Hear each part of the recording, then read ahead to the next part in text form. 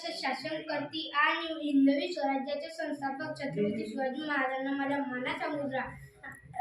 अवघ्या सन्मान्य व्यासपीठावरील मान्यवर वंदनीय गुरुजन वर्ग तसेच येथे उपस्थित शिवभक्त रसिक व अवघ्या मुघल मावळ्यांना घेऊन ज्यांनी आभाळभर शौर्य गाजवले तसेच छत्रपती शिवाजी महाराज यांचा जन्म 19 फेब्रुवारी 1630 रोजी शिवनेरी किल्ल्यावर झाला.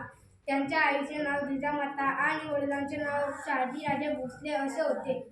माता जिजाऊंनी शिवबावर उत्तम संस्कार केले आणि शिवबांचे व्यक्तिमत्व आदर्श घडवले. माता जिजाऊंचे स्वप्न पूर्ण करण्यासाठी शिवाजी महाराजांनी वयाच्या 15व्या वर्षी रायरेश्वराच्या मंदिरात स्वराज्य स्थापनेची प्रतिज्ञा केली आणि पुढे ती सत्यात उतरवली. तोरणा किल्ला जिंकून स्वराज्याचे तोरण बांधले. गनिमी कावा आणि बळकट इच्छाशक्तीच्या जोरावर शिवरायांनी अनेक किल्ले जिंकले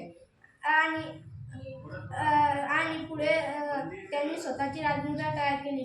ती अशी होती: प्रतिपत चंद्रलेखे व वर्धी विष्णू विश्ववंदिता शाशूनो शिवश्रेष्ठा मुद्रभद्राय राजवते. एवढं बोलून मी माझे 2 शब्द संपवतो. जय हिंद.